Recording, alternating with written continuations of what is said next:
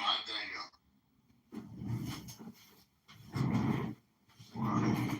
Maybe my. What? I don't know what happened in Spain.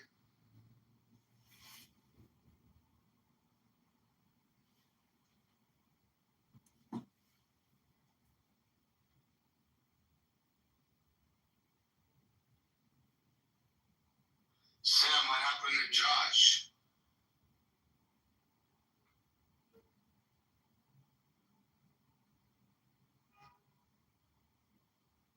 I think Josh has been like sleeping under a rock the last couple of days. He was still referencing that organization, the one with the fake solids, signing up for $30. It's crazy. Yeah. He's probably upset that he paid his $30 and they closed it down.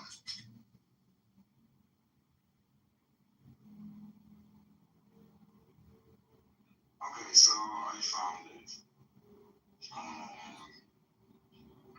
And if there's someone that is like knows about Muslim hygiene and can explain this thing.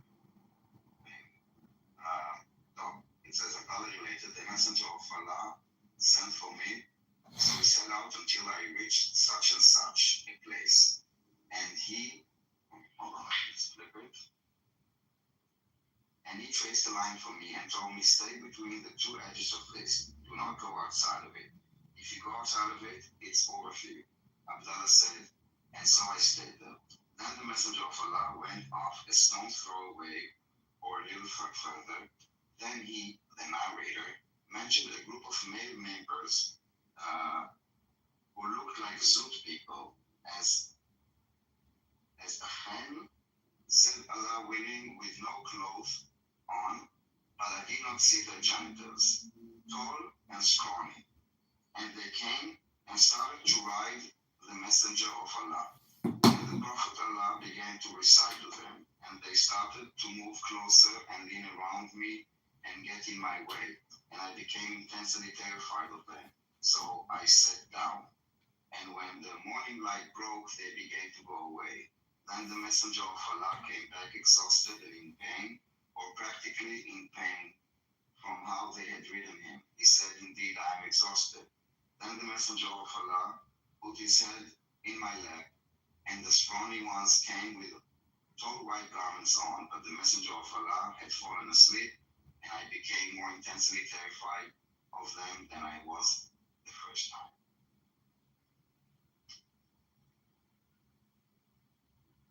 Yeah. What do we learn from this chapter? Yeah, I wanted to ask you, how do you interpret this? Well, my mind is a bit specific, so this is the reason why you study into the yeshiva, in case you have someone like a dirty man. I was actually trying to see how they would explain, like, why was he exhausted and in pain after. You want me to tell you how twisted they are and what they would say? Oh, I already know. Okay. That he transformed into a donkey, and they rode him from one desert to another. That's what they would say. They already wrote on the occupied territory. It was like they accused of being held out. Al Jazeera wrote it up already. In Times of Israel says 5 injured. It's the craziest one. Where? In Israel, Times of Israel says about the attack today, they say 5 injured. Yeah, it says right here. It says 6 people. No, the Times of Israel, news from Israel, the Middle East, hold on. So, okay, this changed it. 6 killed, 6 seriously injured. Jerusalem has 30. Yeah, it's 7. As open fire on a bus. Okay. Sites belonging to the elite Hezbollah unit in Lebanon, Becha Valley. 3 Houthi drones shot down in the south within an hour and a half. Yeah, Al Jazeera. 6 people have been killed in a shooting at attack in occupied East Jerusalem. Israeli authorities said it wasn't even East Jerusalem. It's in the northwest Jerusalem. And also Macron said something about East Jerusalem. No. And it's just not true. And this is like the news in Israel on a Monday morning that like 3 rockets, 3 drones coming not poor, but like very poor of a choice in a way. Modest. Thank you very much. Like, most of them not serve their ideas and something like they can't get food. Just another turn taking, all the stories about, in the job, the entire world goes mad. Like, I don't think this is even mentioned, but then people see, I see it in my own eyes, but we can't see what is going on in their own eyes. This is not normal, and we do not accept this. Jeez, trying to talk about normal. Hello. Hi, Josh. Can you guys cash in your house tickets? Join the house, top of the screen. Click the house name and it'll say join the house. You can have more interesting houses. You're a big fat check. I want to cash it.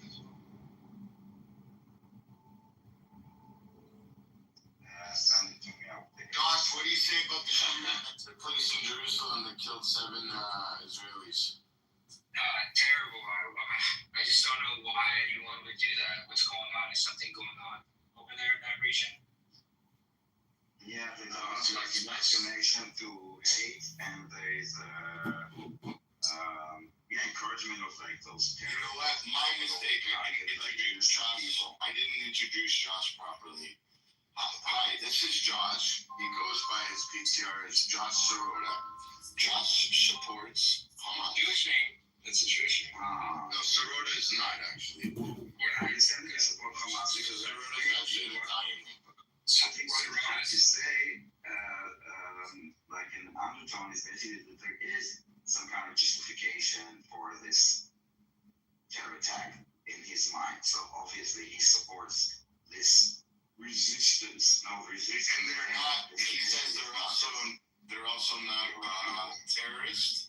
They've committed some acts of terror on October 7th, and they were wearing all uniforms, but they decided to take their uniforms off October 8th. I don't know the problem with the Palestinians. That's right, maybe. So, this was, I'm going to say, I came in here. So deep that they really hard for them. So this is 2 culprits who all they did was a terrorist attack. They didn't target any military outposts, they didn't retrieve any of our tribes, they didn't take any soldiers captives. So this can be generalized because it's only 2 people as a terrorist attack. You know, I was not justified. Because if you understand, well, like for example, their weapons, you understand it's not weapons. They had infrastructure, they had network. The fact that it's 2 people and not 1 person actually even confirms even stronger that it's a network that is operating this. You don't know anything about this. You're just trying to legitimize it and say, oh, just 2 people. That is happening like all the time. We have like we stop, let's say every day we stop terror attack. Every time it's only 1 person, no, there is a problem. I'm sure there's a network behind it, but the weapons that they use are not very hard to make. They were made inside the West Bank or yes, exactly. Not by them. It requires they can make it at home. It requires this network of manufacturing those guns. Yes. I wouldn't take. Palo, I think it's called. Yeah, I think it was inspired by a Czechoslovakian weapon or something like that. But yeah, the weapons that they use are not hard to make, and I'm not even legitimizing it. See, first you said justify, now legitimize. We're getting closer. I'm saying. No, you said justify. I'm saying this is anything happened that could. Why would they do this? There is like you were asking basically. Why would something like this happen? Is if there is a justification for something like this? No, not justification. That's the part where you're injecting. Okay, so my answer is correct that there's indoctrination. That is why it is happening. I wouldn't say indoctrination. I would say a lot of it's anger. I would say a lot of it has to do with the fact that their people are getting blown into pieces and their babies are getting abandoned in incubators. I think this is a repercussion of that. Really? You're saying? Yeah, absolutely. It's always and Israel is not a repercussion.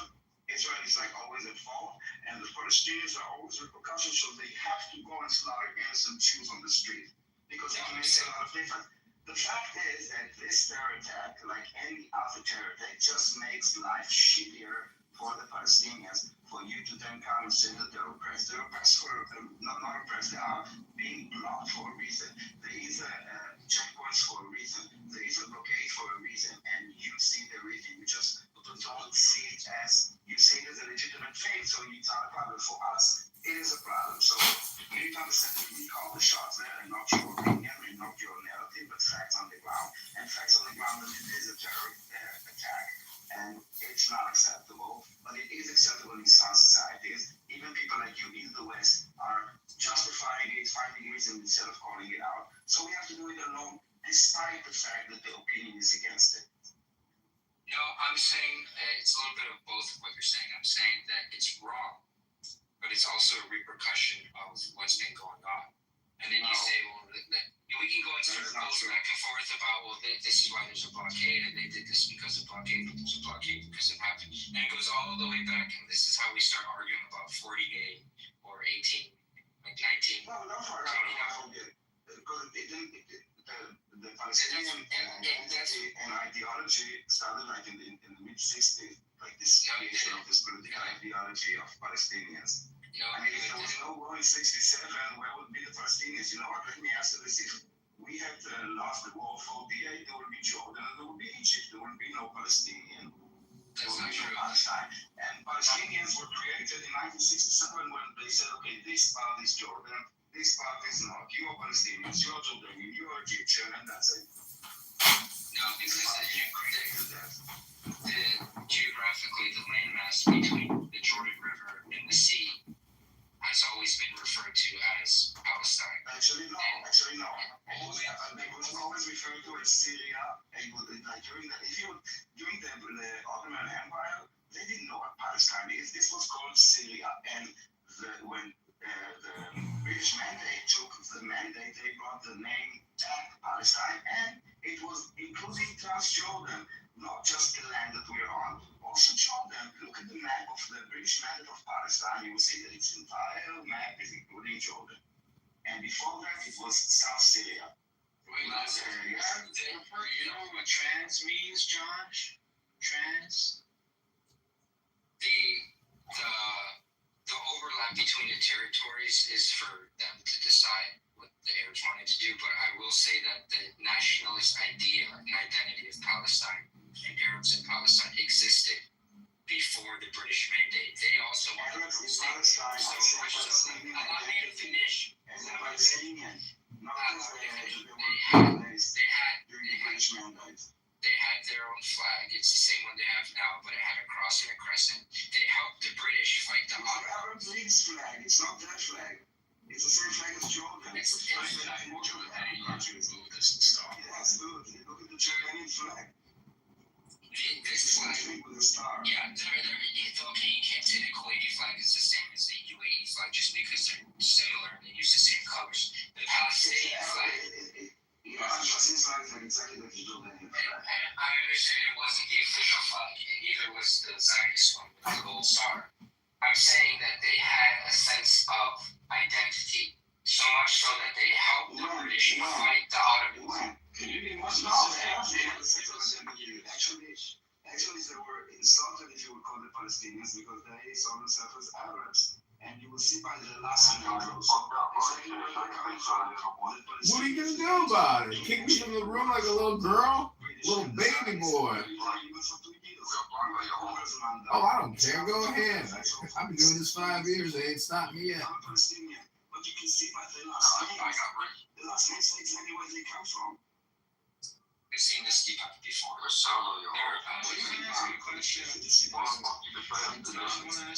so stupid at it, sure your dumbass looks at my YouTube schmuck. Jordans, as a consequence of the war between 47 and 49, when the Jordans went to these so-called Palestinians and asked them, why do they want to do it?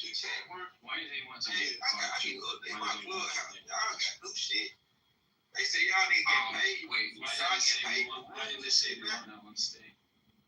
Was this when Jordan occupied the West Bank? Those are scam artists. Oh, yeah. Their occupation was in to protect Palestinians over there. Do you think it was an occupation because the Palestinians don't say it was an occupation? It was more of a mandate. I'm using your Recognized by how many countries, John?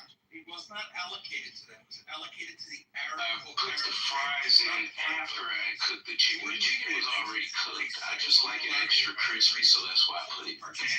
And then I added some fries. That goes Yeah, that's trash. But if you think it's trash, then, maybe it's trash for you. But it was good.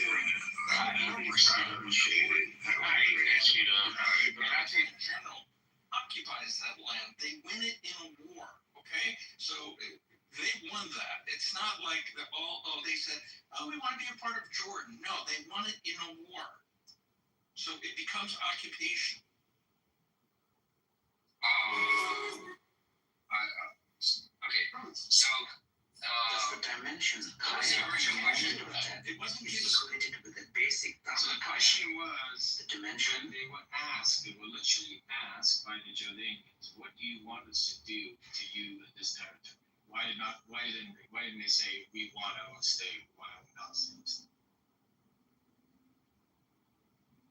I don't know. I think they decided for themselves what they wanted, and I think Yes, that and they said we want to be equal citizens, we want to be Jordanians, we want equal representation in the Jordanian parliament, etc. So, how does this align with what you're saying? That there's always been a Palestinian identity and sense of, I don't know, whatever you want to call it, nationality, ethnicity. Go ahead. Well, they had just lost the war. I think these were people. I think you could probably do the same thing in Gaza now. If Egypt was like, "Hey, we'll take you in," they're like, "Well, if it's this or another Deir Yassin massacre, we'll rather be under Egypt," because they didn't have the resources and the militia and the manpower to take what they wanted. So it was kind of armies and militias against Was that an answer to my question? Was that supposed to be an answer to my question? I just don't think that they had the ability to get what they really wanted. They were literally given a voice. They could say what they want. But Samson, you have to remember that even before Jordan they were offered the ability to take North State by the United Nations or the League of Nations into a state, and they rejected it. So they rejected it then, they rejected it afterwards. And the Palestinian people. Click on the graph at the link attached above, and you will see that's quote. That's a search through all books published by Google. It indexes. It's an Ngram viewer, so it indexes every book that they have from 1800 to 2022. And it's a search for quote in quotes Palestinian people, meaning Palestinian and people have to be next to each other, not Palestinian people, but Palestinian people. And you see right after 1964 how that flies up. That's when that concept was invented by the Russians in 1964 with Yasser Arafat. It wasn't around before then. Take a look at that. I'm not sure if this is just a graph. It doesn't have any context to it. Context is every reference to quote Palestinian people in every book that's indexed by Google. Well, that doesn't mean anything. Just because I don't care if they, at this point, they're still not calling themselves Palestinian people. These people had an identity to this land. They're Arabs, even if they call themselves Arabs. These are the people that have lived there for centuries. So the identity was Palestinian before. Well, they had a flag. The land was called Palestine. Before, a long time ago, it was called Syria, Palestine. Josh, when you say they've lived there for centuries, the population boom looks like it was a fraction, both the Jews and the Arabs, in the 1900s from what it was in 1948. And it was a small population. There were small little villages and settlements, and there were Jewish communities as well as Arab communities that were the Falahadin. They worked the land for some landowner over in Turkey. Yeah, there was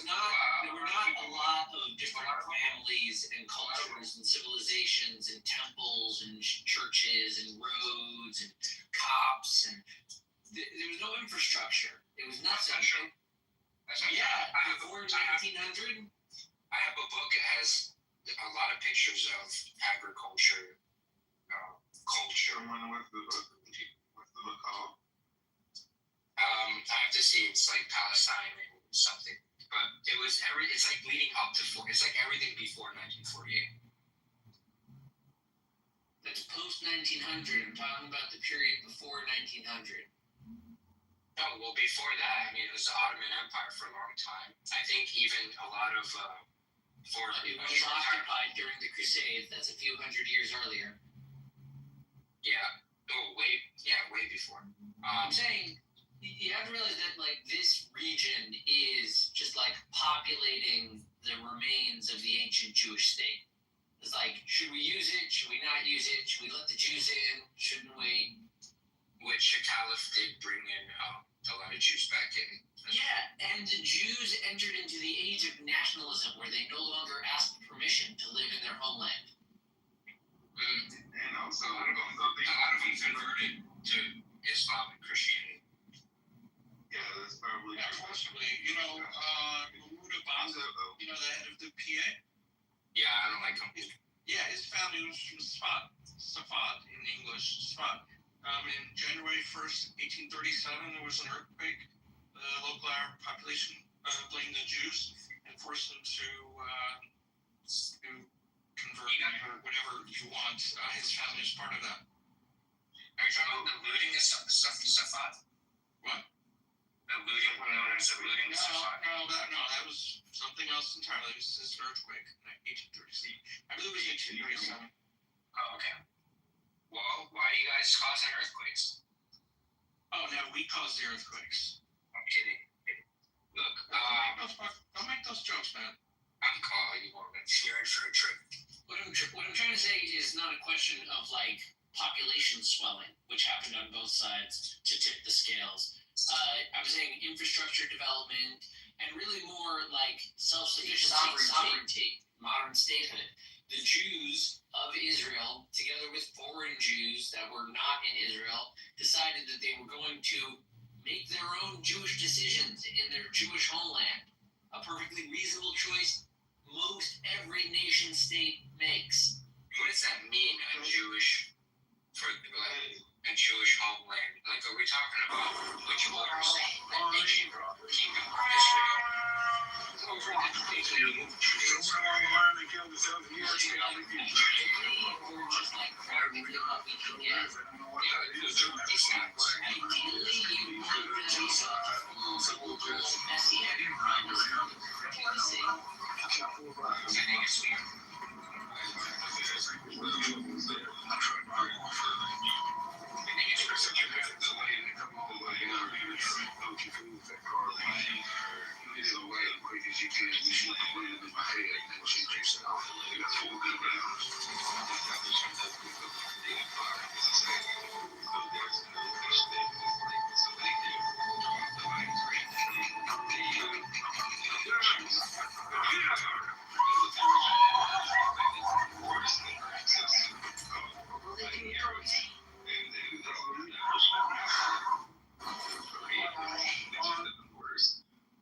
And also, to the point, even when Jews were like living amongst other people in other lands, including the Ottoman Empire,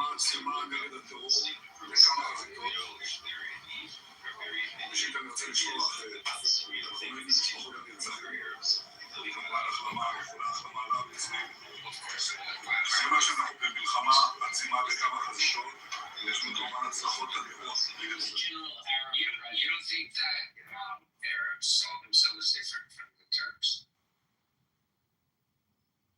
They did. They still do. yeah, Arabic versus Turks is different than But Arab. that doesn't mean the Arabs saw each other as different from each other.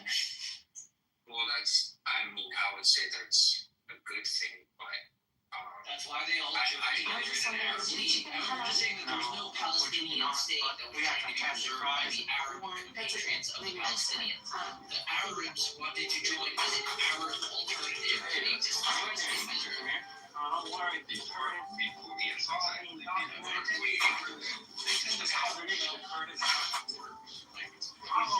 lines on the map. that's true. That's decided later on. So here's my question: like, what do you think if like You just decided to was like, well, let's go to Madagascar, let's not mess with the Arabs. What do you think that's right? That's what he said. What the fuck is wrong with you? I didn't scheme. I just Israel was not even close to Plan B. Like, the Holocaust happened. It forced everyone's hand. No. The Jews were staying put. And, like, yeah, probably the trains and the boats and immigration would have kept the numbers if you let the Jews in. We have fantastic Scientists were already That's outside.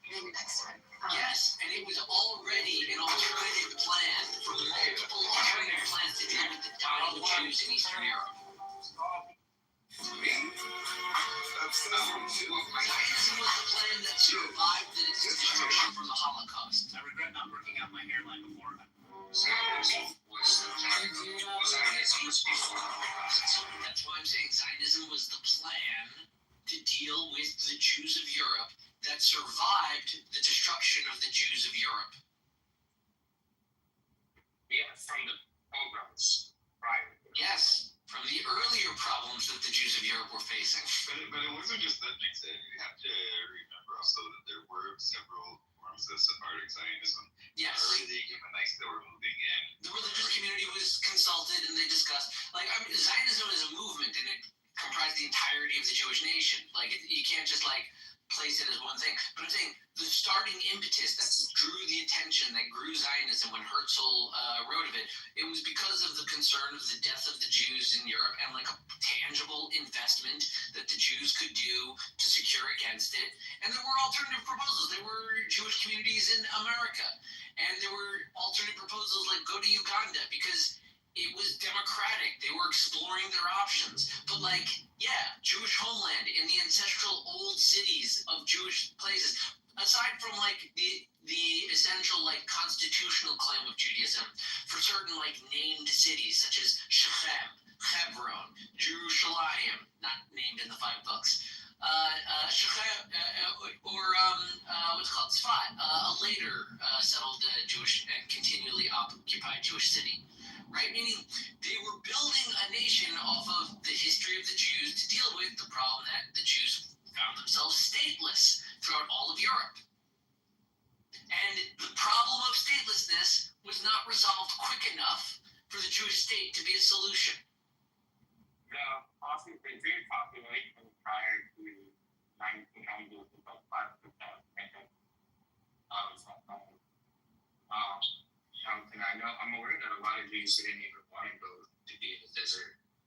They didn't. Even after the Holocaust, the numbers swelled to like 600,000. It like they ran away to wherever they could survive, and a lot of it was America, and like some of them got taken. I think the problem with what you're saying is this was a plan for the Jews in diaspora, but you're not taking into account the people that have always been there, which, as I mentioned, a lot of them were just Jews that converted. So you get the Jews in diaspora get a stay at the expense of the indigenous people that were there. Like Jews that converted, we're talking about the Jewish regions, the regions that kept to the Jewish narrative and history and culture and nationhood, like Tzfat. Tzfat is like a classic case. Hebron, you had Jewish communities spread throughout. Like, you're right, it wasn't so easy to just like take them all.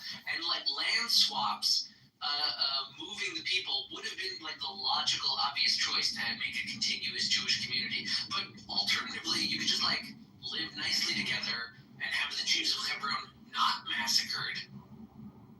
But when you do massacre the Jews of Hebron, the Jews that are coming to support the existing Jewish communities are going to start defending the Jews of Hebron, contrary to prior historic.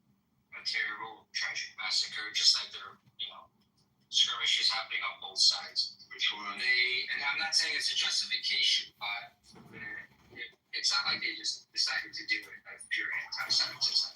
They were just people that were concerned with the mass migration of Jewish people to Palestine.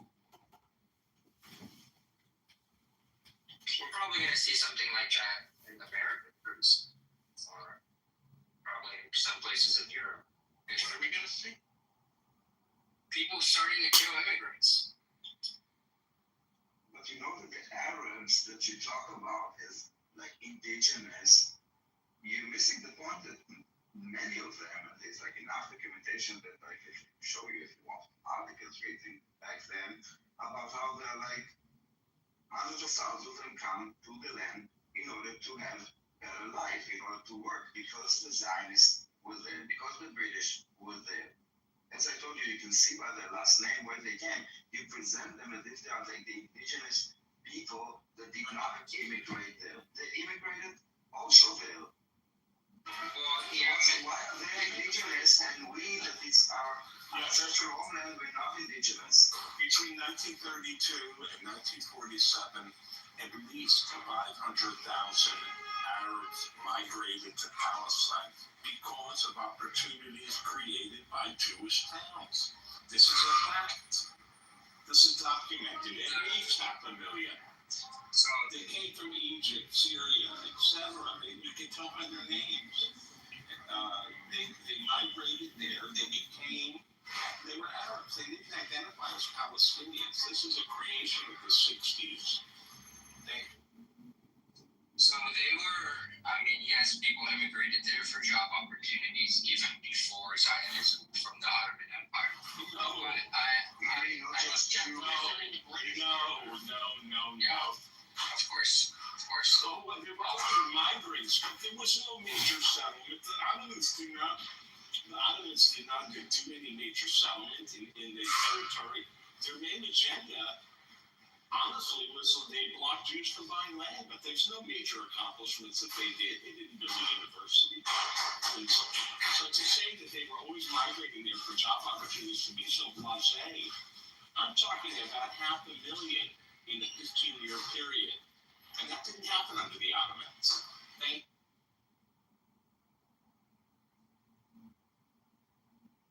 No, it's not necessarily under the Ottomans, just people that migrated there. And you're right, there were no universities, but there were, religious schools, and there was infrastructure. They had a rich agriculture.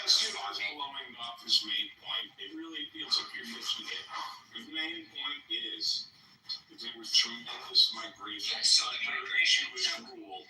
And that's what we're talking about today. Not with the Ottomans, not the religious schools. It's for the years that you gave me, migration made up a small part of the population growth, like 10 to 20%.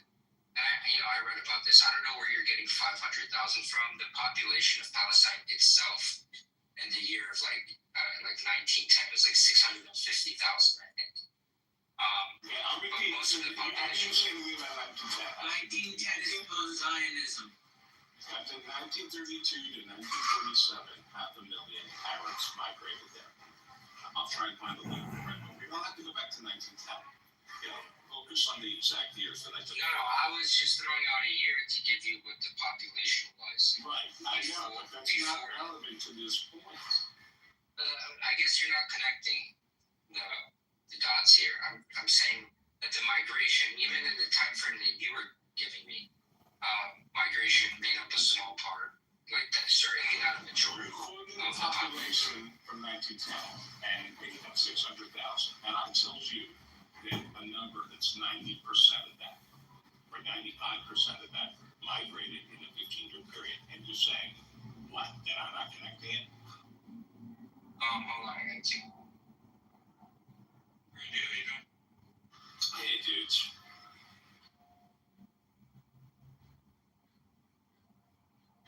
People are so confident with their nonsense.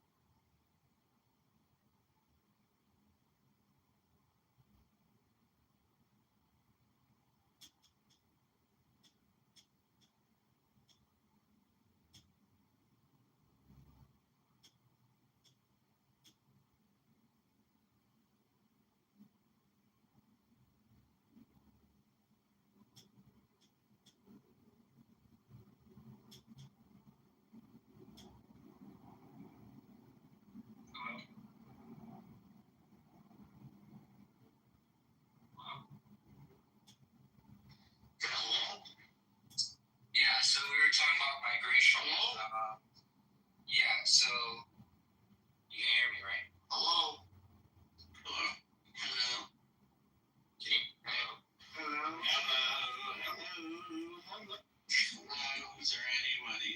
Hello.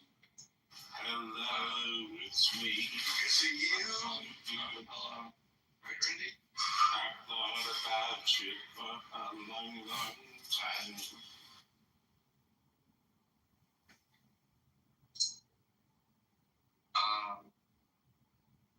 Let me look up this same, because I looked this up the other day actually in terms of immigration. What are we trying to do? What exactly are you trying to do? What's going on thesis, Josh? What do you, like, where does this all go? You know what? I'm not gonna let Josh take this room into the angle he wants to go to. I want to talk about what's going on today. No. Yeah, even he doesn't quite know the angle.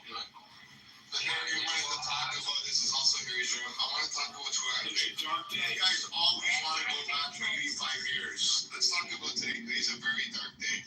A terrorist attack happened in Jerusalem. Let's talk about that. Sounds good.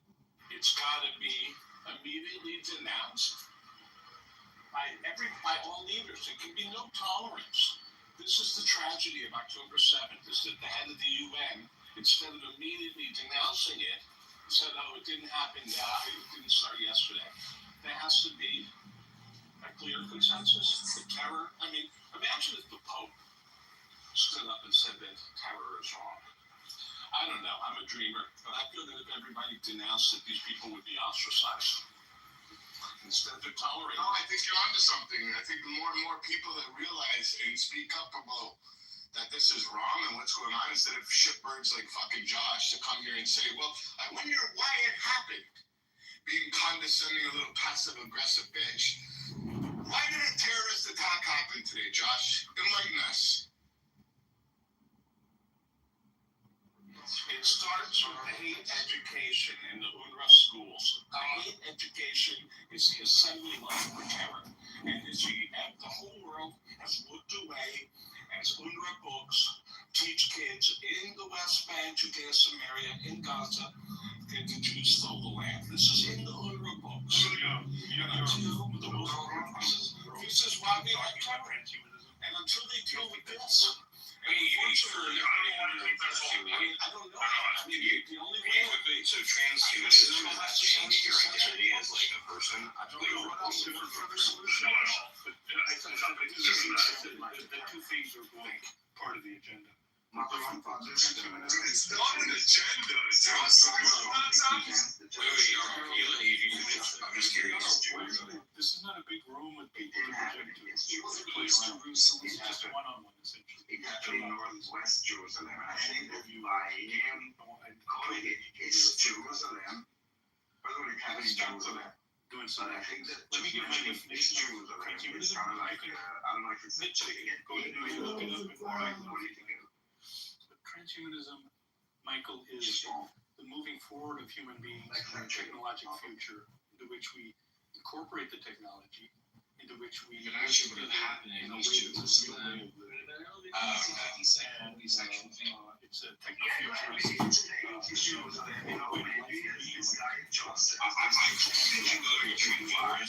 Thesis here right now, right? You couldn't justify as a woman, you couldn't become a man. I told you. You said it was a terrorist attack. I don't know. I guess I'd be a little bit wrong in here.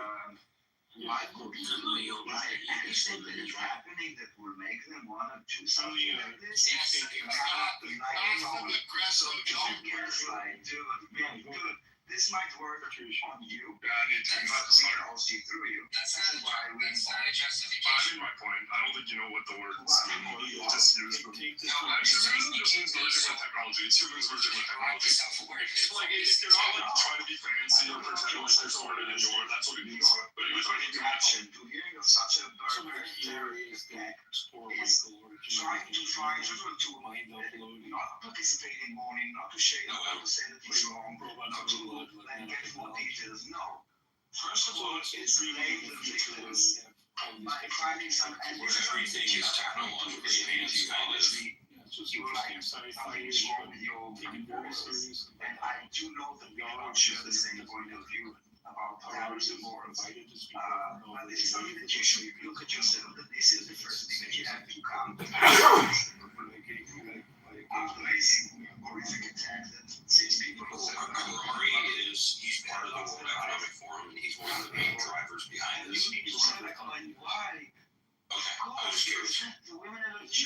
just go inside, just grab the people with the mission, like with the gun in the middle of the roads. Daniel, can I to be, I'm not like proposing or anything, just more factual statements. To be clear, those people were not young, as far as I'm aware, not young as like 20 or 30. They were in age, but like that doesn't matter. The thing is, for like Josh asking about like what was just and what was just like the problem is that in Yeah, 2 years ago, I didn't just hear about this. Why are you interrupting? Healthcare in the UK is awesome. Let this young man speak. I think you're Josh. Actually, someone hijacked the conversation that I was having with them. Josh, go on. I just want to say, I didn't hear about this when I first came in. So when I first saw this on Twitter hours ago, because I was up all night, I thought it was terrible. And it was gruesome. I thought it was, my first thought was, this is going to be, there's going to be consequences to the Palestinian people for this. So obviously. And civilians, Palestinians are going to get hurt because of this. Settler violence is going to go up. And from my point of view, this is what I thought. Same thing as settler violence is not necessarily going to go up. It's traveling all over a pocket. It's not much reaction. This is like I didn't think this is going to like crazy.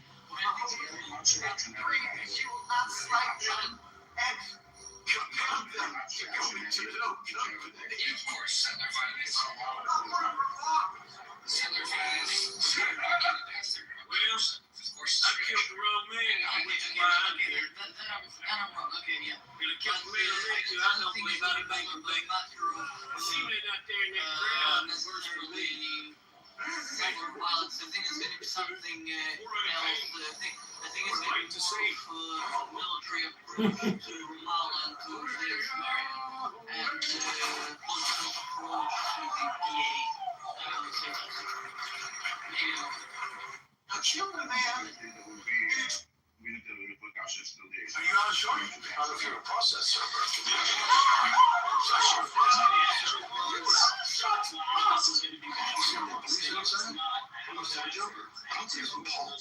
You know what's going on? Now you were in the office. You don't realize what's happening. A man has a gun trained on intellectual weapon. That's why he was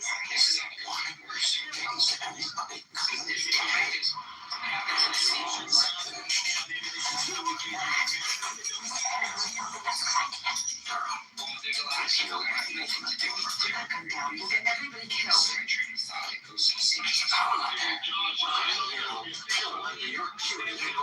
You want some person's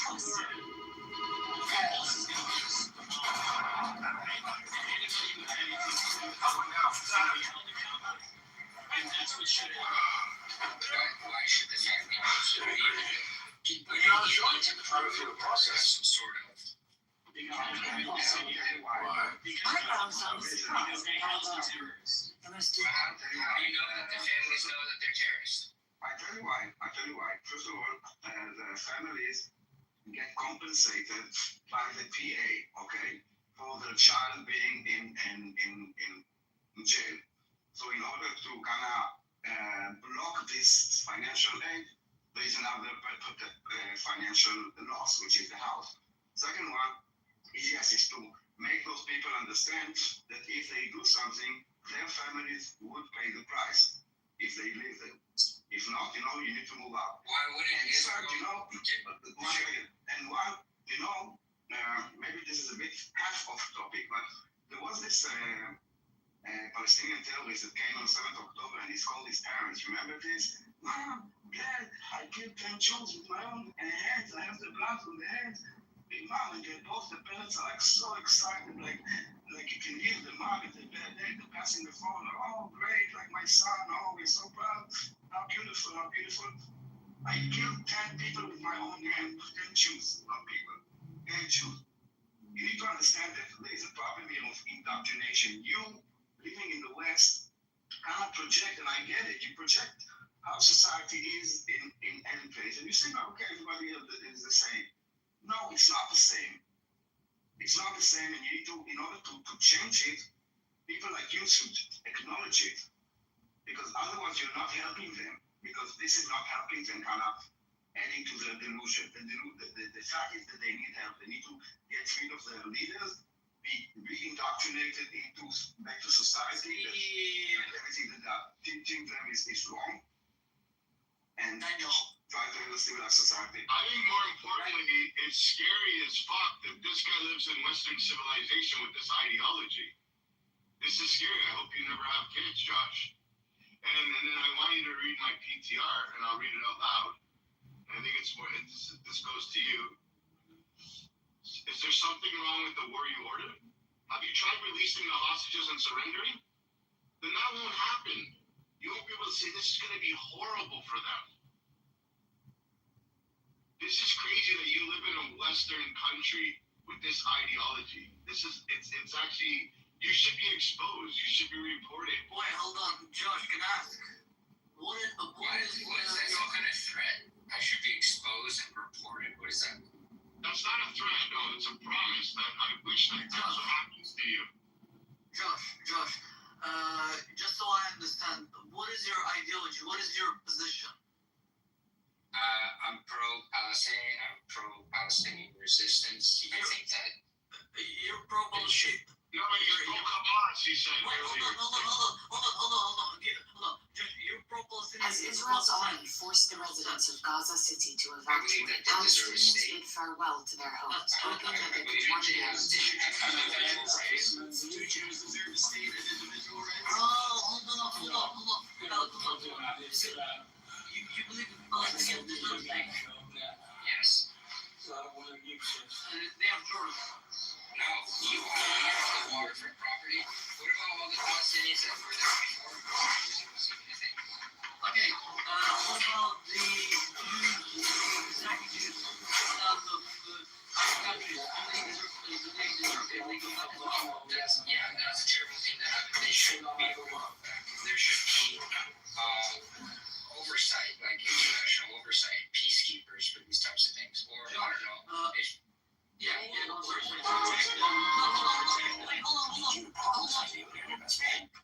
you can't protect them when they go back to Iraq, Listen, Syria, who will protect them? Why would they go back? Listen, I'm not gonna play the devil's advocate. I'm just trying to understand Josh's position. I'm trying to have a discussion with Josh's position is he supports terrorism. Okay, hold on. Josh, you know how many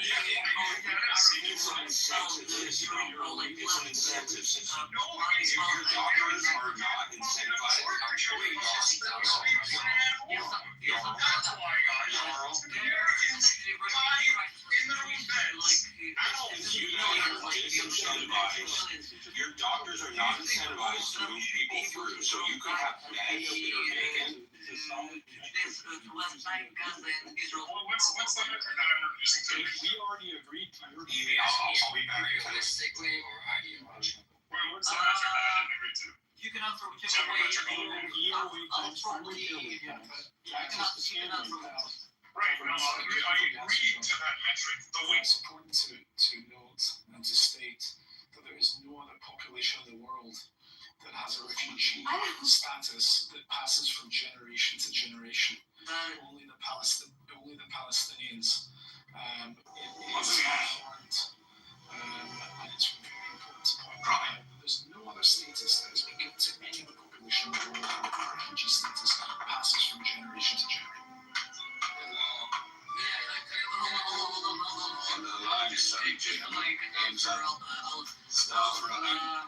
Legally speaking, like formally, yes, that is true. But what you're afraid informally, technically, Jews be considered a permanent refugee where You should always face what you're afraid of.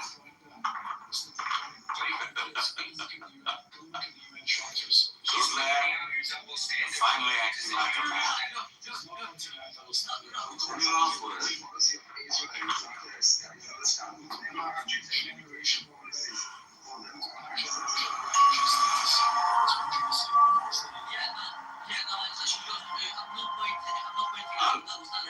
saying that if, what I'm saying is that if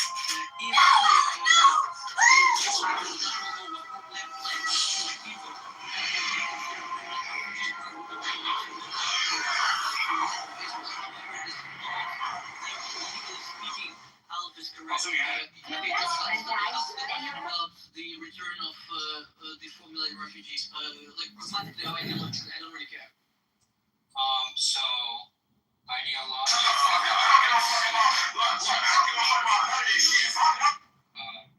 Palestinians can live side by side. That's not my realistic. It's like a topic looks interesting, and I want to think it would be fair. You should help me with my campaign because like we're actually moving forward and we're getting closer. And I'm just saying, I'm not having any part of this. They were, sent off to be refugees. Then you probably should go back, but also can you look at my PTR? Because I was in the diaspora. Because the point, the thing with Aliyah is that first of all, Israel is in the law declared a Jewish state, therefore it is kind of a thing. And second, there is such thing as return of refugees to an existing country, but not return of non-existent people. And I'll explain in a second to a non-existent country. What I'm trying to say is that under Roman occupation, there was a province in the area which was kind of autonomous, and Jews were kicked out of that area. And then only when the state of Israel was reestablished did Aliyah begin formally again. Palestinian Arabs, they were kicked out of not an Arab country, at least not the Giro, and hence they will not be able to exactly return in that pragmatic sense of speaking. But in terms of the one-state solution, just out of curiosity, do you think Palestinian Arabs from Gaza, Judea, Samaria, and Israelis, especially those from right-wing and center, especially those who do not see one-state solution as the future, do you think those two will get along or not? So realistically speaking, I think the best one would be to probably look at two-state solution type plan. And if they can keep peace for like 2 decades and get a good grade, I think that a one-state solution would be possible. And just for the record, you mentioned the existence of a Jewish state. I don't believe in a Jewish state. I don't think that a state could exist in What do you mean? Jews. It should be a state. Many ethnic states like Hold on. I want to hear what Josh got. Sorry, Daniel, I'm interrupting you. I'm so sorry. Josh, go on. Yeah, I just don't like 2 things I want to say. In response to Daniel as well. The reason I don't believe that they should be a Jewish state because that provides their Jews superiority. The Jews have superiority. Yeah. No, because it can't be a Jew thing. Why can't it just be this straight with Jews? Because it has to be. Okay, do you know what de facto means? De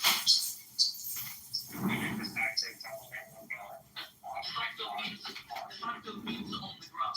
The Euro means in law or in words. So in law, so de facto and the Euro, Israel is a Jewish state because it has the majority population Jewish and because it is listed so in the law. Arab states are de facto. What? Now, Josh, you have similar concerns with the existence of the Spanish state, the American state, the English state, the German state, the French state, and the Russian state, I take it? This is what I wanted to respond to Jamie. It's like, I wanted to go back to Spain. Hold on. Were you calling me? Oh, okay. Yeah, so if I wanted to go back to Spain, the Canary Islands, where my grandfather's father was Right, like before it was incorporated as Spain, back when it was Andalusia, under the control of the Muslims. No, I'm not an Arab. I'm a Cuban. That's fine. I'm saying if we were to wind back the clock and undo the merger of Spain from the multiple kingdoms that pushed out the Muslim kingdom. So, it's, we don't even have to go back that far. Even if but the thing is, I can't show. I'm asking because you said you didn't want there to be a Jewish state, and I'm asking why are you okay with the Spanish state? Well, I think it's probably a better example because the way that I see it is like this Jewish state thing. It's like if my wife was Tunisian, if Tunisia was like, we want to take back our Carthaginian empire, we're going to expand all the way down to Tripoli, and we're going to take Sicily. There's a program. No, let them make their claim. Go on. Okay, I'm sorry, go. They're taking over Carthage. Go on. Yeah, like old Carthage. I just don't think that would be okay. It's like a century. Why not? Because over 2,000 years, so many people have integrated into other culture and crossbreeding. All this stuff. Well, what do you mean? What do you mean? So many other people? You mean there are no Carthaginians anymore? Well, technically, no. Just like there's no more Canaanites. Right. Okay, I agree with you. Hey, listen, I agree with you. It would be crazy if Algeria or Tripoli tried to reform the Carthaginian Empire. Slow down. Because, like you said, there are no Carthaginians. My question to you is: are you saying that there are no Jews? It's not the same as it was before because a lot of those Jews, and by the way, there is Amazigh culture where they the Tunisian. Of course, there's Amazigh culture. I'm familiar with the cultures of the world. Why do you believe that the Jewish nation should not have a state in contrast to the French kingdom and formation of French states, the German federation of German kingdoms and principalities, the English merger of multiple kingdoms and invasions from eras, or the American study of constitutional liberty? Why should any states exist? You're bringing up countries that are not comparable. No, because you said that this particular state shouldn't exist, and I'm curious why.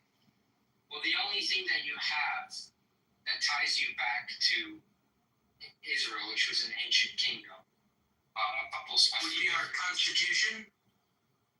And I don't think, no, I think your religion.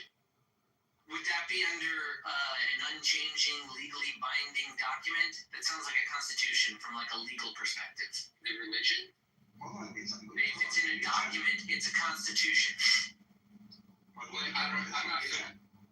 I'm not familiar with it. Yeah. For example, like in World War II, when we're talking about the Holocaust, the Jews that were there, do you think it was about religion or about like, for example, I'm not a religious guy, okay? I'm considered by all Jew haters as a Jew. That's right. You'd be the first one to go to kill. So, that's funny. So where are your grandparents from? I know you told me your grandmother has actually hit Palestine before it came to Israel, right? Wait, what does it matter where your grandparents are from? Yeah, but the thing Wait, won't he be Jewish anyway? Isn't that like kind of the inherent problem? I mean, if you say the reason that Israel exists as this refuge for Jews is not about religion, is because Jew hatred is not about religion. Okay, it's about you have a culture that's tied to your but if you want to break down, so if you're talking about ethnicity, that's your culture, right? But if we look at your genetics, you probably have a little. Why do you want to look at his genetics though? Wait, hold on. Can I say something? Okay. I suggest let's do this, okay? That all of the Palestinians and all the Jews will do genetic tests. I agree. And each one will go to where they originated from. How do you say about that? What do you say about that? Yeah, absolutely. Can I say something quickly? First of all, for genetics, It's not like it's not going to be playing in your favor that much because most of the Jews, especially Haredim, they're going to be able to trace their origins back to Eretz Israel very easily because they don't marry out of the Yiddish, out of the religion. Secondly, most Palestinians, they're going to find out, unfortunate truth, that they will trace their origins. Origins, I mean like 200 years ago, something like that, back to Syria, Egypt, Saudi, Lebanon, Jordan, all of those places.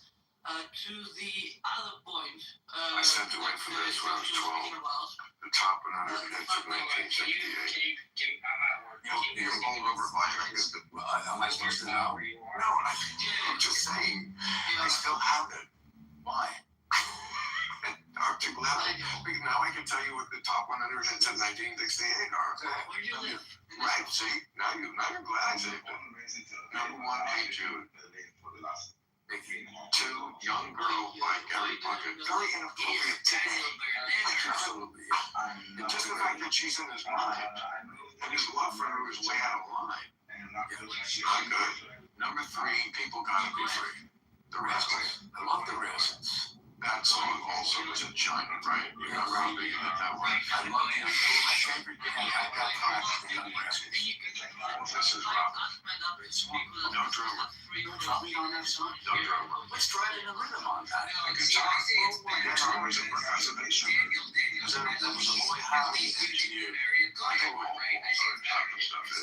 Right? 5, Love Is Blue, Paul Moriarty. Didn't like it then, hasn't improved with age. I love it that you're like a human jukebox. I could say any song, and you could just start playing it. I don't know why I want to, it's just but the fact that you can do that, it can so quickly translate from your ears to your fingers. That's my life. No, it's amazing.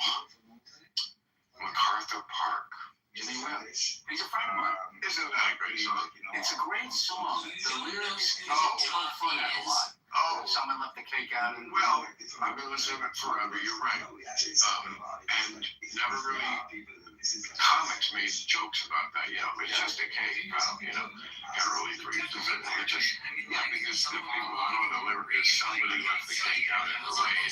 I don't think I can take it. It took so long to make it. I'll never have this recipe again. Or somebody left it up there. That's suspicious. Somebody fucked this relationship up. But somebody left the cake out in the rain. I'm not pointing any fingers. And I'll never have this recipe again. I'll never have. And so many. That's what it is. But what's wrong with it is in the middle section, which is, it's almost like, I wouldn't even say it's a B section. What I love that classical music is its purity. Oh God, I can't believe you know the song Vienna. You did. I mean, we include Lebanon.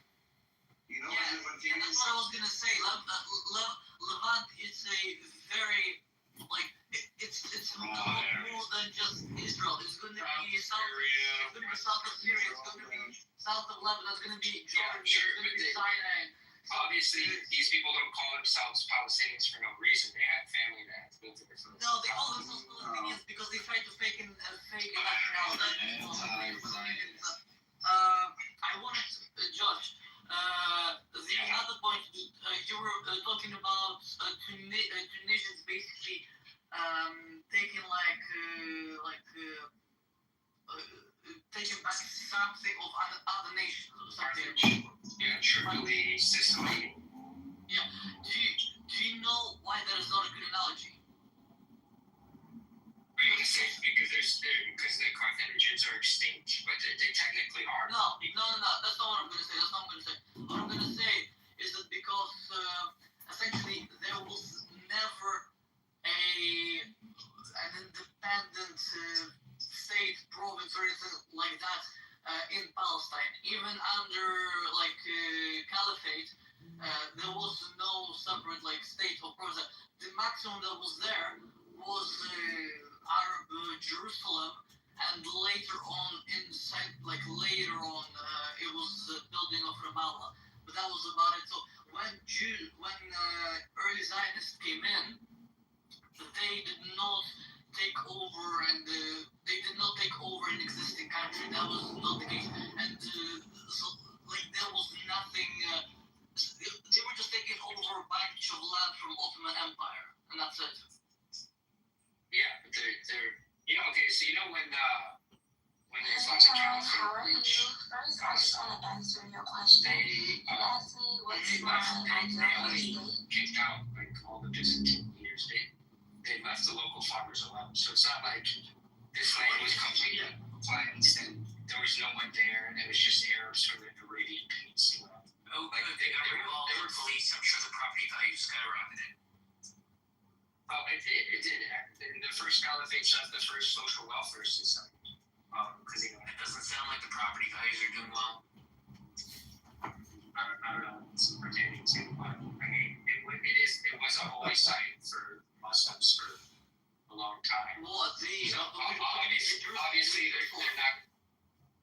Yeah, holy sites don't need upkeep. No, Jerusalem was never holy to Arabs. Of course it was. Well, no, hold on. Jerusalem was never holy to Arabs in any sense of way. They actually tried to, originally, Muslims and Arabs, they tried to essentially make a split from Judaism and Christianity, and so they declared Mecca and then Mecca and Medina as like the important sites, and then only later when they conquered Jerusalem and they realized like the power that they could do essentially by adjoining to the Abrahamic, well, to Judaism, Christianity, not so much of a fan, but anyway. There's ancient cemeteries there from some of the first leaders of the caliphate. I know it's after Jerusalem. Hold on. I want to know if this, Josh, do you support the IRGC? As like an ideal government for Iran, or as far as their resistance. Do you support the IRGC? Do you support strategically? Did you say as far as their resistance? Whose resistance in Iran? I strategically support the IRGC. Why do you support the IRGC, Josh? Just so you know, we're going off to a way different topic. No, this is part of the topic. Why do you support the IRGC?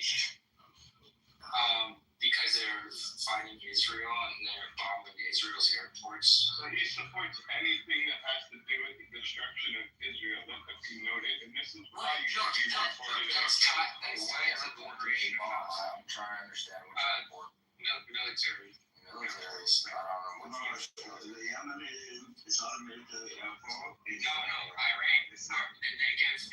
Josh, if I understand you correctly, you support they arrested an American journalist because he reported on it.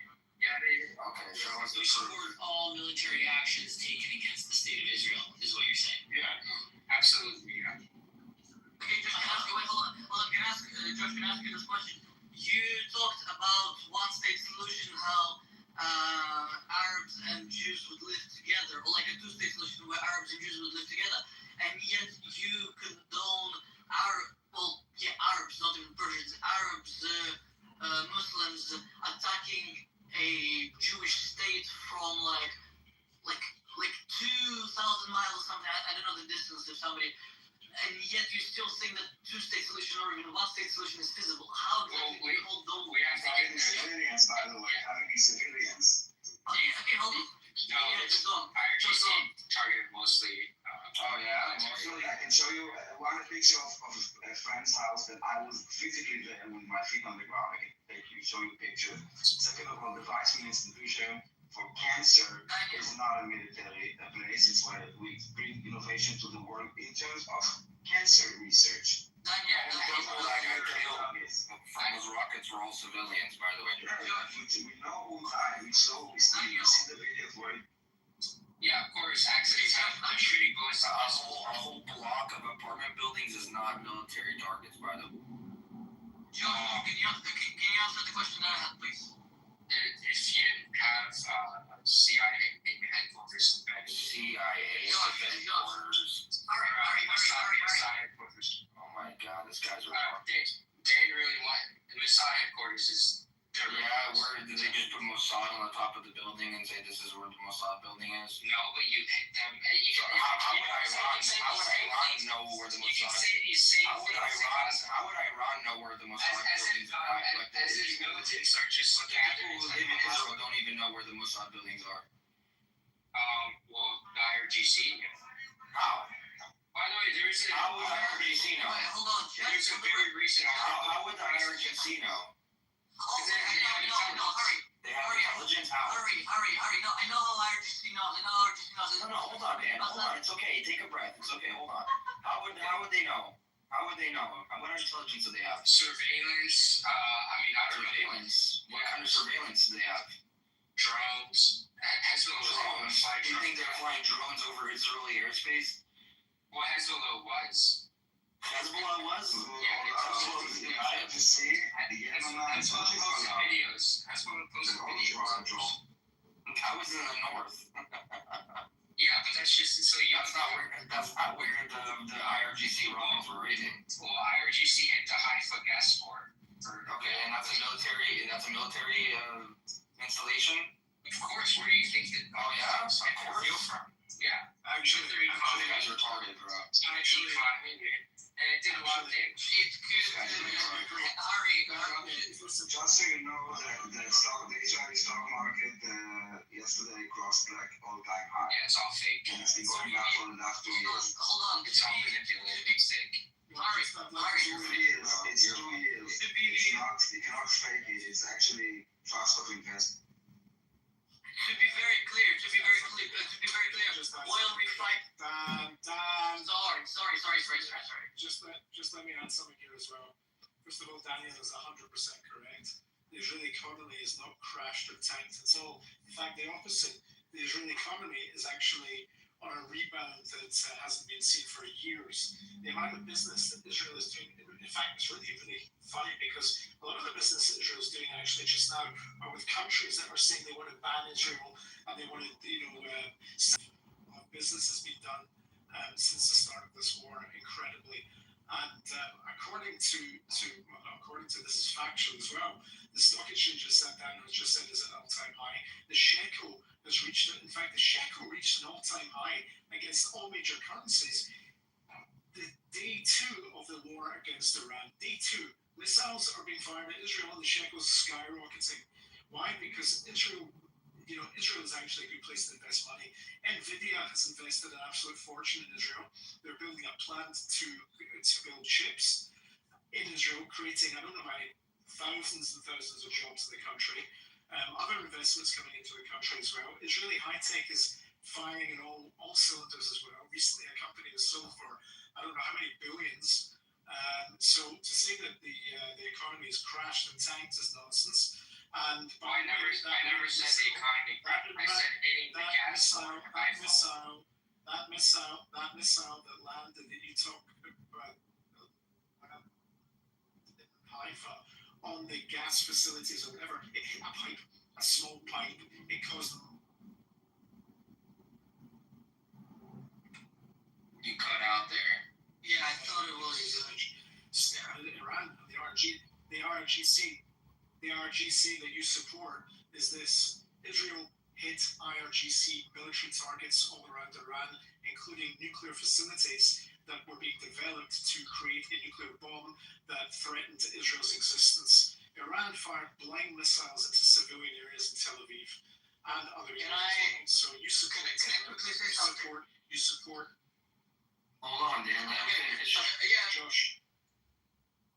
Josh, you support terror. You support the IRGC, which is a terror organization that threatens not only Israel, but threatens the Western world. And actually, one question that I've got for you, Josh, why your obsession with the state of Israel and Jews? He's Cuban. He's not even Muslim. Even from the Middle East. I am a Muslim. No, you're not. He's married to a Tunisian woman. He reverted to Islam a few years ago. And I tried to tell Josh a few nights ago that you're so out of your element. You don't know what you're talking about. He said he went to North Africa to study Arab culture. And I was like, dude, you're a stupid American. That's it. You don't know what you don't know. Aleph. Tunisia's not the Middle East, Josh, by the way. I know, but they have their Arabic. Aleph. Yeah, because they came and conquered the land. I I wanted a little bit of both. I wanted a little bit of Arab culture. I wanted to go to ancient Carthage, and I wanted something on the map. That's not Arab culture in Tunisia, by the way. That's North African. They have a lot of Arab culture. No, they don't. Yeah, they do. No, they don't. It's not Arab at all. What do they speak? Would not tell it. They speak a language that they got conquered by called Arabic, yeah. Yeah, and what are the things that It's not the original language in Tunisia. What's on every street corner? It's not the original language or the religion in Tunisia. Harry's right there, Arabites, moron. All of North Africa is. Josh, all of Israel is covered in Arabic writing as well, and half the country speaks Arabic. I mean, half the stage people out here speak Arabic. Are they all Arabs as well? Just about 2 million of them. Unless if you go to the West Bank and Gaza, my grandparents will you might get more Arabic. My grandparents will say Arabic. Are they Arabs? It's not contingent on what they speak. Of course, Jews and other That's what you just said. You said what language do they speak? Well, that was one of the examples. I went off to list like 500. And then you just pointed out that that's not a good example. So why would you? And to be fair to your point, I didn't until I traveled to Tunisia. I didn't realize how much of their old culture they had. Yeah, because you're an idiot. I knew. No, because all I knew about that place is that it was on the Mediterranean. They make really good couscous, and it's ancient Carthage. But before going, You know how I many had no idea. Tunisian Jews speak Arabic? You know how many of them speak Arabic? Does that make them Arab? They still live on They're Arabized. Oh, they're Arabized. Okay, and Tunisia's not. True, that all the Jews aren't alive. True. Tunisia's not. I'm gonna ask you There's Jewish culture in Tunisia as well. They have some of the old. I got a extreme Jew. I'm gonna let you know now. It's very offensive when you call Jews from Middle East Arabs, and I'm assuming it's probably the same for Armenians, for Amazigh people. They're Arabized. I mean, Israeli Jews are Arabized. Gosh. Josh, let me ask you this, and it's going to be very provocative. I want you to answer honestly, all right? All right, back to Danny. You talked about two-state solution, providing guarantees for Israel or Israel and Palestine. Now, this is going to be a very provocative question, so I don't want anybody to answer it except Josh. When he answers it, I just want to have 1 second. What do you think caused October the 7th? In your opinion? So going by what Hamas has said themselves, I think one of the main catalysts would be the Abraham Accords. Say again? The Abraham Accords is one of the main things. Abraham Accords. So when Israel started making peace with Arab countries, that forced Palestinians to basically attack it. So when there's hold on, that's a really nice way of putting it. Arabs, GCC countries signed a deal with Israel without including a Palestinian state in those negotiations. They turned their backs. On the people of Palestine. Yes. Okay, two questions. Israel has no interest in a Palestinian state. I think, given the Bibi government, we can pretty much acknowledge that. I know how controversial it is, at least not for me. Why would Palestinians blame Israelis? Why would they blame? They can blame Arabs. They can attack Egypt, which is to the south of them. They can attack any other country, which, they can pretty much attack any other Arab country to express their anger at them for not including them in their courts. So why don't they do that instead? Why didn't they do that? Why wouldn't they go for the head of the state? That's ridiculous. Also, What do you mean? they're already in like Israel Palestine, so why wouldn't they attack the people that have been occupied and killing them? The reason I'm sure if they could, they would probably take out a few Egyptian politicians as well. Like, they did. I think you remember Sadat. I think you do. Yeah, they've done this in Kuwait. They've done it in Jordan. Like, of course, they get angry and lash out at other people who normalize relations with Israel. But but they did October 7th because, like, for obvious reasons. Is it obvious? Wait, hold on. Just one What question. is obvious? I just don't understand. Is it so obvious that you need to rape and kill people? What's obvious? Who was raped? Who was raped? Your name. Can you give me your name? You're a rape journalist too. Can you give me your name? Josh, okay, different You question. can't go by name. Hold on. You can't go. Any forensic evidence? Yeah, Josh, actually, I'm gonna get you to talk to a friend of mine. She's a psychologist. She's been working with the survivors of October 7th, and maybe she can relay some stories about what happened. If you're on here later tonight, I'm gonna bring her on especially to come talk to you. She's been working on the ground since October 7th, in and out of Israel, working with survivors, both men, women, and children. And unfortunately, a lot of people have committed suicide as well since October 7th. You, since you're a rape denialist, No, I'm not. I believe women. I just need a woman to believe. What I'm gonna do for you, Josh, is I have plenty of names for you, bro. she's a physician, she's a doctor, she's very credible. I'll give you her name, and I'm gonna let her know that there's another young man who is denying the rape of people on October 7th. That's women, men, and children who were raped. And I'm gonna ask her to come on here and spend, 20 minutes. You can look up her physician, her number. You can look up the union, you can look her up, you can talk to her one-on-one, and she'll tell you the stories about the survivors, the people who've been raped. She can tell you about the little girl whose bowels were eviscerated because she was raped so hard that her bowels actually came out of her vagina, and how they had to patch it back in. She was about 4 or 5 years old. This happened to a little girl. So next time you ask about what rape, I'm gonna message her right now for you. Actually, hold up. Shawnee Luke was one of them actually, and through forensic they found out that her body was she was gang raped. Yeah. So that's one name, and I have plenty others if you want. There was a Wait, hold on. There's no what? That never happened in Shawnee. That's it. Joshua. There's autopsy evidence to show it. What are you fucking talking about? 14-year-old girl with 17 Fucking semen samples on her body. That was also a lie. That was also a lie. You guys are just bringing up rape atrocity stories that never did. Need it to be a No, I know exactly. Josh. Yes. Just let me say something, please. You're digging yourself a huge hole here that you're not going to be able to get out of. You sound like a spokesperson for Hamas. You sound like the dirty, filthy terrorists that committed these crimes and actually filmed themselves with their own GoPro cameras filming those rapes and those disgusting. There's no rape that was Sam and I walked on it. Hang on, Josh. I unfortunately had the unpleasant experience of watching a 47-minute movie that was compiled and put together by all the GoPro cameras that were used by these Hamas Nukhba terrorists that came over on October 7th.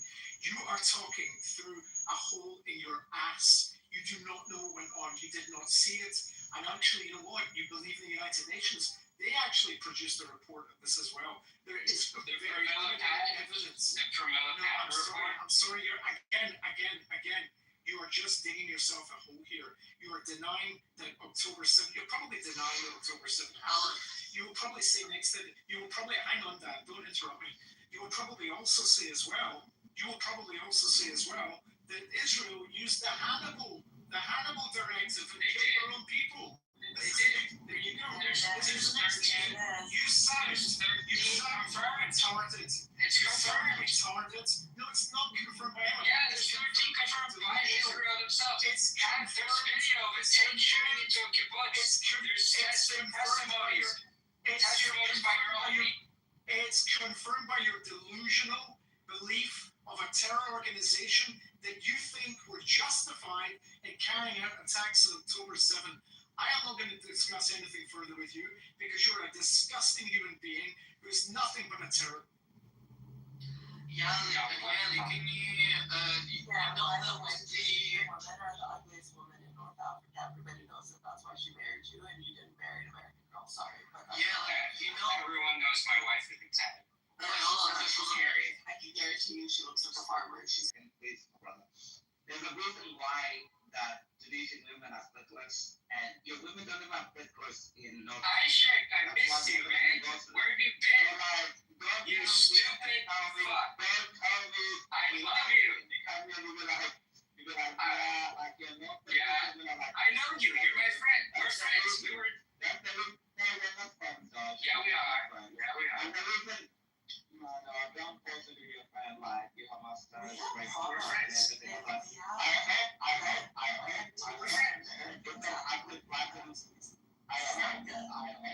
They flatten the fuck out of like what you say your wife is from what, Tunisia? Tunis? That's right. Yesterday we picked up 24 ships. Is that the No, not the AI stuff. No. Yeah, because they forgot to prop up the AI stamp on half of the images, so we don't know what's real. Well, you should do your due diligence and do some basic research. Just some like autistic 20-year-old is doing for attention to up her career. Oh, Greta Thunberg is leading all 55 ships. I didn't know that she was a mastermind. I don't know. I was under the impression it was grassroots. Go on a summer vacation and cruise around on a yacht also. Grassroots, come on, man. Things to do. Josh, can we go back to October 7th? You were mentioning how you think they did it because they wanted to disrupt like the Abraham Accords and didn't want potentially other Arab countries to recognize Israel, right? No, it's not about disrupting the Abraham Accords. Side was the destruction of Abraham. You didn't even mention Saudi, which is the official lenient claim. The official non-violent claim that is made is that Saudis were making peace with Israel, which then led Hamas to actually make the actual plot, execute the actual plot. There was nothing about the Abraham Accords. So like, what do you think is the actual reason? Because I don't think you think it's the Abraham Accords. What is the actual reason? You're like twisting what I said. You asked me why. You asked me why do I think October 7th happened, right? Yes. And I said based on what Hamas leaders have said, one of the main reasons was because of the Abraham Accords, meaning that they. Okay. No, allow me to ask what I asking Josh. With that logic, okay, this is what you just stated. Are you aware of what actually happened, some years ago that UAE recognized Israel and engaged in diplomatic talks and signed the accords? One prerequisite was that Israel shouldn't annex parts of the West Bank, right? So when you say that they should disrupt the Abraham Accords, you also indirectly fail to realize that the Abraham Accords are what's keeping the Palestinian dream alive, the Palestinian state. The West Bank and the tradition that it is now is not sufficient for. Josh, let me finish. The two-state solution died a long time ago. You had the Oslo Accords in 5 years. They should have reached an agreement. They didn't reach it. They proposed to stay. They rejected it. It's quite obvious they don't want a two-state solution, right? So instead of Israel trying to give the Palestinians something, realizing they don't have a... Have you read the Oslo Accords? Can I finish? Yes, I actually have. Here's the thing. Realizing they don't have a partner in peace, whatever they offered to the Palestinians, they were rejected. They shifted focus to the other Arab countries, saying, if we focus on the region, focus on all the good things, all the neighboring countries, then recognizing us, potentially, will make the Palestinians realize that their cause is not going to lead to anything. It will lead to more suffering, more misery. So when you say that Hamas attacked Israel, October 7th, whatever happened, okay? But you're saying your theory is they want to disrupt the Abraham Accords. I'm going to ask you, do you think that's going to help them in the long term or not? I never said that they wanted to disrupt Abraham. They just did it as all these GCC countries turned their backs on us. It's up to ourselves now. Actually, literally the reason why the West Bank is how many of the Palestinian prisoners that have basically been taken hostage without trial? You're not addressing my point. Josh, well, you're working from the wrong. You're sitting there. My last name? No, it's Sirota. I put my full name and Instagram on my account. And Bibi, Sirota is the Jewish last name. Yeah, it is. Look it up. Not. Yes, it is. Look it up. Google it right now. So Everyone you're in putting your Google. full name and you're supporting terrorism and you live in America? Interesting. That's That's a right. federal offense, by the way. That's right. So you support terrorism and you live in America? I support resistance. That's terrorism. Terrorism is subjective. No, it's not subjective. I don't know, Josh. I would just be careful. FBI might be knocking on your door very soon. Josh, 60% of us are here's the question here. support Do you Palestine support- over Israel. Josh, do you support Hamas? Yes. So Do you you support support the terrorism? IRGC? Hang on, do you support the IRGC? Strategically, yes. Do you support the Do you Nazis? support Hezbollah? Strategically, Do you support guys, one second. Do you support Hezbollah? Strategically, yes. What is strategically? Hold on, I'll Give me everything now. No, this is fantastic. I'll tell you why. Because he is actually, first of all, the guy lives in New York. He is breaking the law. He's breaking state law. He's breaking federal law right now as well. Thank you for providing me this, Josh. I just recorded. I'll To an organization. I'm passing it on. I live in Ohio. SCN. I wish I lived in New York, but I live in Okay, great. It's going to be passed. It's going to. I think you broke down. I mean, you've still broken the law. It's technically they support Hamas. You support a terror organization, and you will reap the consequences. Okay. Josh, can I ask a question? Hold what on, does Josh. strategic support mean? Yeah, exactly. Yeah, 'cause that's a good question. Exactly. What was the question? Well, What you said strategically support it. What the hell does that mean? yeah. Like fundamentally, did I like do I support what the IRGC is doing in their own country? No. Do I support them strategically as a means to liberate Palestine and their objective pertaining to? Okay. Can I ask this? What do you mean by liberating Palestine? And which which part? Lifting the occupation, stopping them from killing children, which they were doing before October 7th. Do you know what article was released on October 6th, by the way, by many news outlets? Yeah, go. 2023 was the deadliest year for Palestinian children in the West Bank. 55 killed. This will help you out about the way that Palestinian society is using children. Instead of like waking up and gaslighting them and kind of keeping them in this situation, maybe you need to understand, maybe you should read about it, because even your precious UN wrote reports about child soldiers in the Palestinian community. You should listen to the mothers of the Palestinian societies and what they're saying. And you know what? And read Hamas's charter of the woman's role in basically creating soldiers. Josh, let me ask you this. It's one quick question. I just want to ask you something related to this. Okay. You've been asking a lot of questions, and let Samson talk. Yeah. So I was actually in Israel in 2023, and I was also in what we call the West Bank. Do you know why it was the deadliest year for the Palestinians?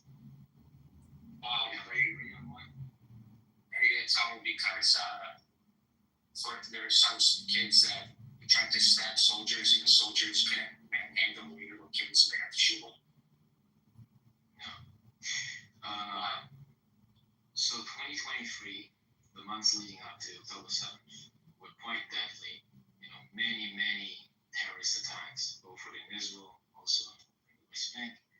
I personally know a guy that was shot in his own car. I was in Tel Aviv when there was a terrorist who shot 3 Israelis. I canceled my trip to Hebron because of this. This was like the months leading up to October 7th. Okay? The reason why it was this year for the Palestinians is because the Palestinians were committing a lot of terrorist acts. Okay? It didn't just come out of the blue. So how did the kids end up dying? Kids and people below the age of 18. Because they take a knife and then when they stab somebody in the back, Josh, that's what happens. You get shot and killed. It's not that hard to understand. So I know that first of all, not all the kids. Just so you know, between 2000 and 2003, there were 30 suicide bombers committed by children. No, there wasn't. Again, no, there wasn't. I looked up these statistics recently. There've been like 4 suicide bombings since the second Intifada. Dude, That is the second intifada. What? Anyone under the age of 18 is considered a child. Do you understand this? It's not like 5 years. What years did you say? I thought that was 2003. Yeah, that's literally the Oh second yeah. intifada. I thought you said 2022 to 2020. Yeah, that was the second Intifada. Yeah. But that was a long time ago. They've turned away from that actually. No, I'm talking about the children part. I'm talking about the use of children. By your definition, anyone under the age of 18. I was talking about the year 2023 leading up Yes, to but you need to understand the society that is using children.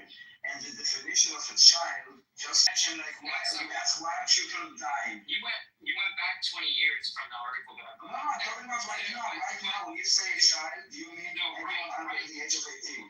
Right now, there haven't been, in the year 2023, unless if there was like one, there haven't been any suicide bombings. I'm very sorry. I need to interrupt very quickly. Why you talking about the suicide bombers? My headphones are going to about the children.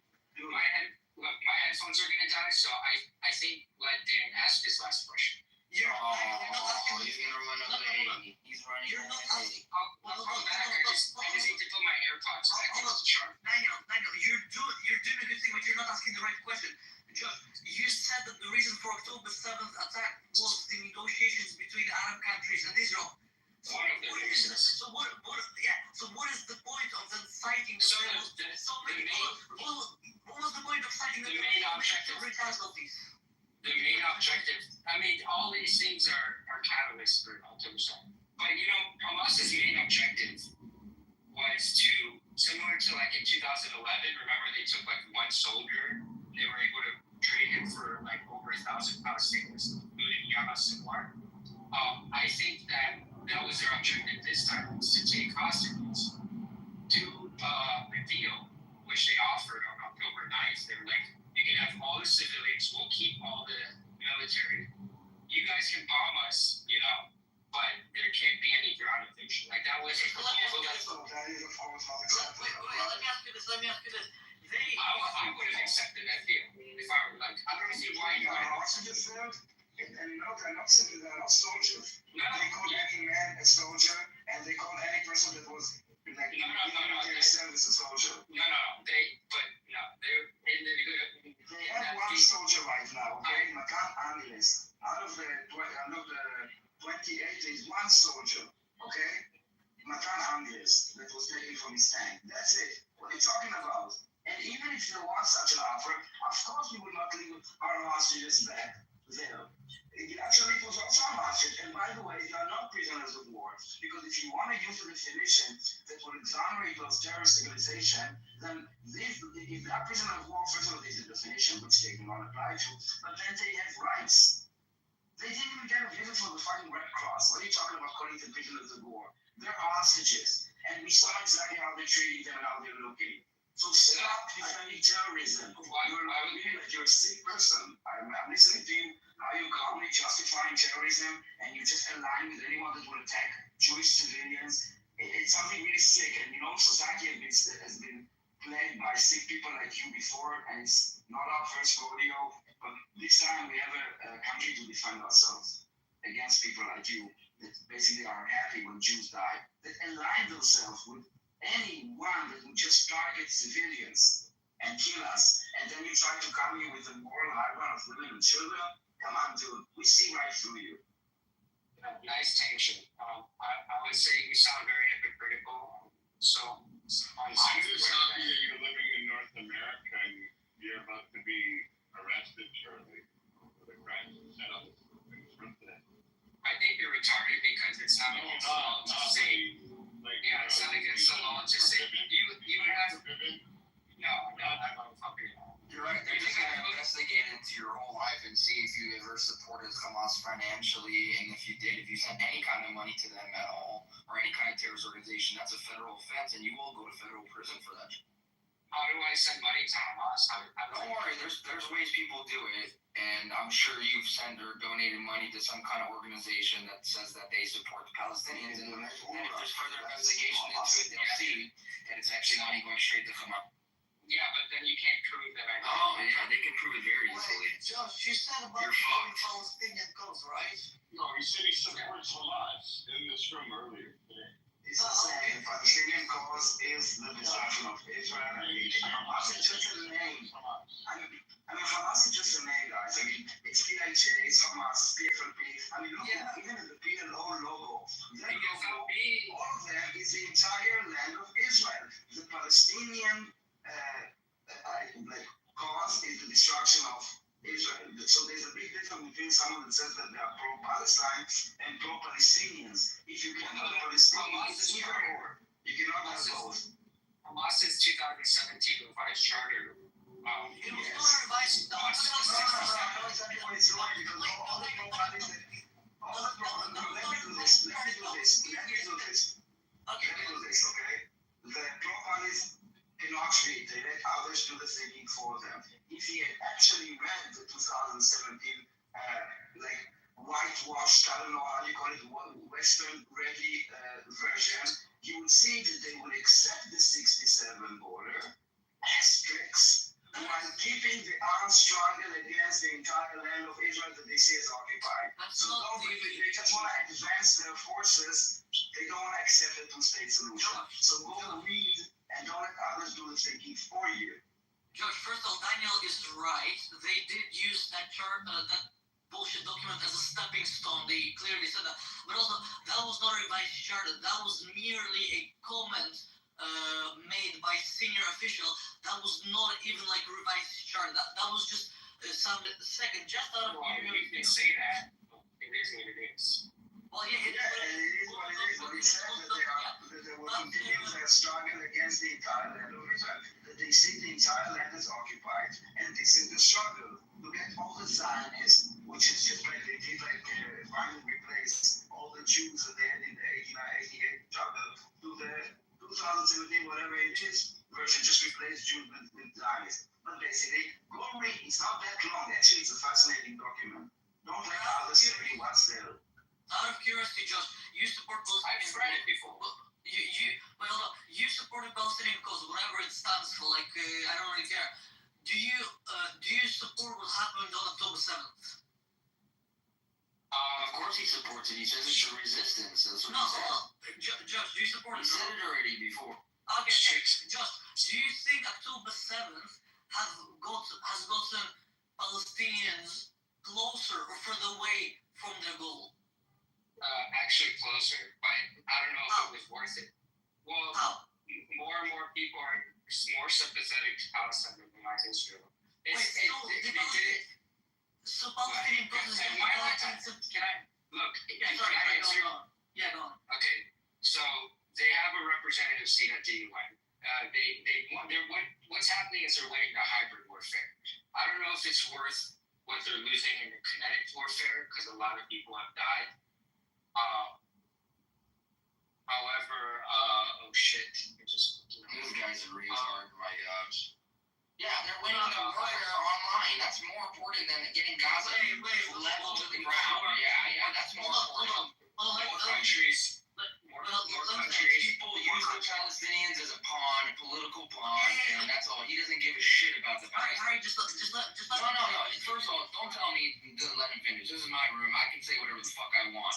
And this guy is sitting there using these people for fucking political pawns, bro. It's disgusting. And he doesn't give a shit about if they're alive or dead. He doesn't give a fuck. Yeah, well, I just said the exact opposite. Yeah, we know. And you're lying through your teeth. We know. No. Well, you're not going to believe it. I don't even see the point of me being here if you're just going to disregard it. We like you being here because we like to show everybody how stupid you are. So it's actually good. It's like, it's like a show. It's great. Just out of curiosity, you say that it's important for Palestine to be winning in what you say is information war versus against hybrid war. So if every single Palestinian, I never said more important. I said the opposite. I said I don't think gaining the world's sympathy and getting people to finally wake up about, Israel Palestine was worth all these deaths. So you don't think October 7th was worth it? No, I mean, I don't know. It's a tough question. I think that's a question that it's not for me to answer. That's up to Palestinians. You should ask Palestinians if they think. I would imagine if you ask. I know exactly what they think. I can read the polls and say that Palestinians will support October 7th again, and again until all Jews are eradicated from Israel. I can read that. I know they support it 100%. They're all on board. That's why civilians don't disclose any Hamas information. That's why so many civilians participate in October 7th. Hold on. So, Josh, did you hate Jews before October 7th? No, I mean, Yes, you did not. No, why do people correct them? I have a point. Did you hate Jews before October 7th? I mean, October 7th wasn't when I got into politics. Like in 2017 on October 7th, exactly. October 7th, 2017, you were at the memorial to the murdered Jews and you were standing up on and basically like mocking the memorial. I wouldn't have mocked it. I was looking at where it was. You were. So I'm just wondering how long your hatred runs, and how far it runs. So, I honestly did not leave the mob that. I don't think, and I'm still not going to take it down because my sister commented on that post saying how much we love it. He passed away. That's why we leave it up. But and the Jew that came in like that photo, my really friend like that photo. You see, this one when you post a picture like that, 2017, no one really killed. It wasn't a sensitive topic. It wasn't and people didn't look at that and say, oh, these two. Now the climate is different. Now everything is different because, So was your sister married when she passed away? Yes. Yeah. Oh, that's horrible. Her last name was Ramirez, right? No, her last name was, her married name is Dean Kluger. What was her first name? Stephanie. Oh, Ramirez is my sister-in-law, my brother's wife. Oh, you said my sister commented on this above this fact, right? She said something like, I want to frame this. But Josh, why did you change your picture from yesterday? What did I have yesterday? Your Instagram PFP. So her before married name was... No, my Instagram PFP is always the same. So you're you mean, yeah. I changed it. Kruger. Okay, that's fair enough. Sirota. So you changed your last name from Dean to Sirota? No, Dean Kluger is because her husband's parents. Dean, I think, was a mom and Kluger was a dad, I think. Josh, you're Muslim? Yes. Alhamdulillah.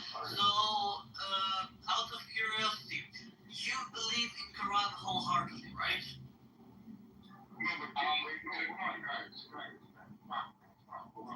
I'm not getting into religion now. Do you hate Jews because did something happen with the passing of your sister? Is that what happened? No, not at all. So then where did the Jew hate come from? It's all right. Let's just say it is good natured for the sake of argument.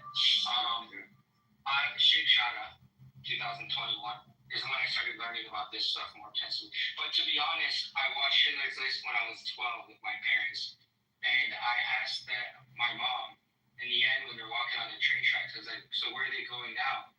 And she was like, "Oh, from there they went to Israel, a lot of them." And then she made a comment, something like, it's sad because they're doing the same thing to the Arabs that was done to them.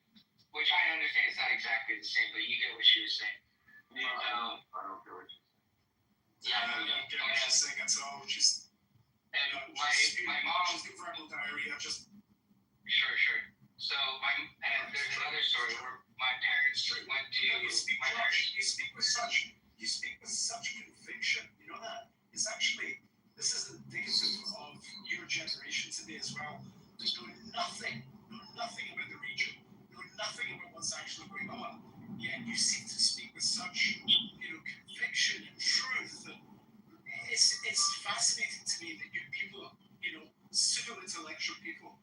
actually have zero.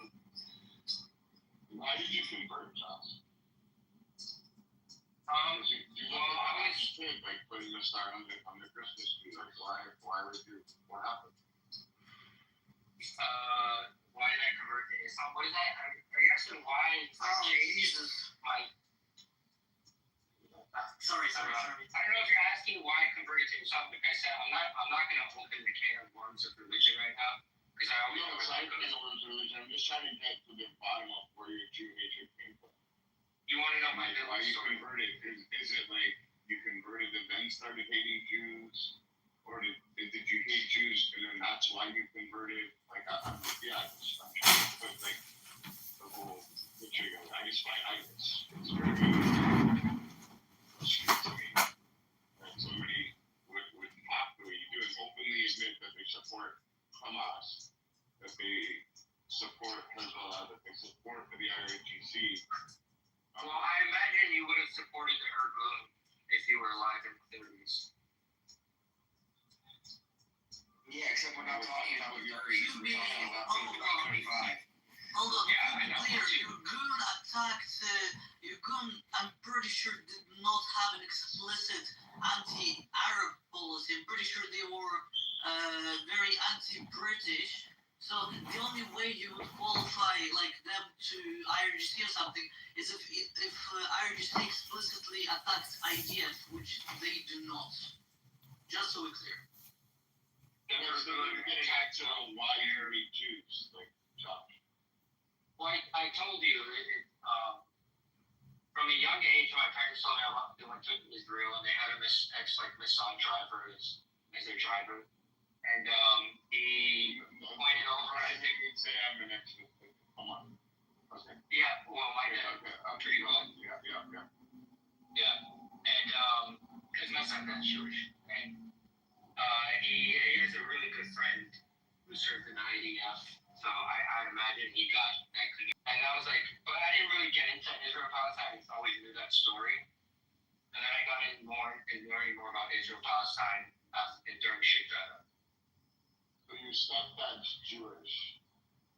Do you even know the story about Sheikh Jarrah? Do you know that's where the name Sarota comes from? Hold on, because my headphones died. Give me a second.